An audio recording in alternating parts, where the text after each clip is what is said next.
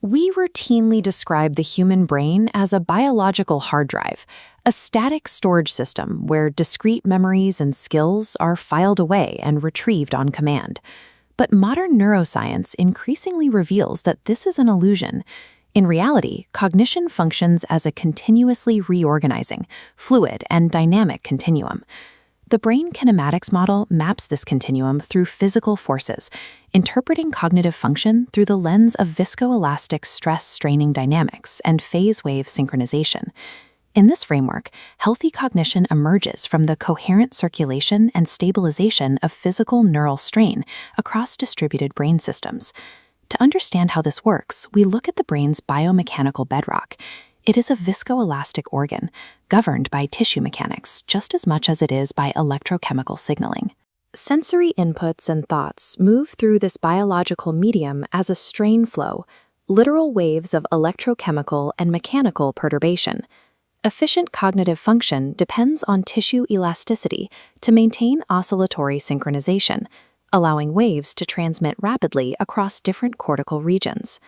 As aging or neurodegeneration reduces cortical elasticity and degrades white matter integrity, conduction efficiency drops. The waves desynchronize, which manifests as slower decision-making and delayed reaction speeds. The physical pliability and integrity of brain tissue provide the mechanical framework necessary for the synchronization and high-speed integration of memory and thought. This mechanical framework is the medium through which the brain interacts with its environment.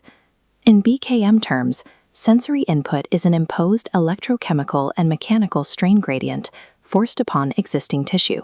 Intense sensory events, like a loud explosion or a beautiful view, produces a strain ripple that recruits broader cortical activation and increases neurotransmitter release. However, high sensory strength alone is insufficient to guarantee permanent encoding.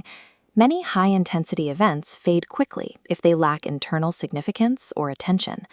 If raw sensory power cannot permanently alter the physical tissue, specific kinematic forces must intervene to stabilize the flow pathway into a lasting structure. To transform a temporary strain into a permanent memory, the brain utilizes three amplifying variables. Emotion prioritizes the event, attention stabilizes the processing, and resonance links to pre-existing memory.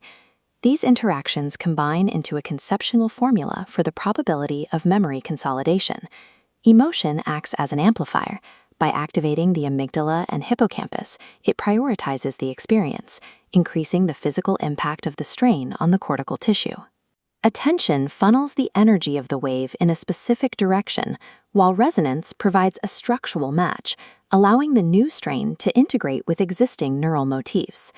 Memory formation is achieved when this directed, amplified strain exceeds local thresholds and stabilizes into a repeated attractor network.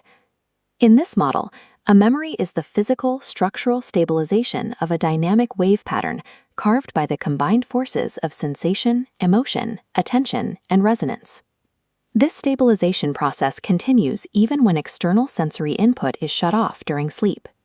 In the absence of waking input, the brain utilizes internal simulations, dreams, to process unresolved high-tension emotional strains left over from the day's activity. This sequential formula maps the reorganization process from waking input to emotional encoding, dream redistribution, and finally waking reinterpretation. During the dreaming phase, the system prevents localized mechanical overload by unraveling high-tension emotional traces and redistributing that energy across the broader cortical network. Dreaming functions as a biomechanical release valve, recalibrating the tissue's overall tension so the system can effectively interpret new inputs upon waking. The most potent disruptor of this kinematic balance is stress, which can either sharpen or fracture the entire system depending on its duration. Brief, moderate stress sharpens attention and improves memory by creating distinct, efficient pathways. Chronic stress acts as a global system denominator. It creates a chaotic background strain that distorts the flow field, fracturing wave patterns and blocking new inputs. This persistent distortion leads to the impairment of hippocampal plasticity, the weakening of working memory, and the destruction of phase wave coherence. Chronic stress represents a structural bottleneck that degrades the fundamental physical conditions required for healthy cognition.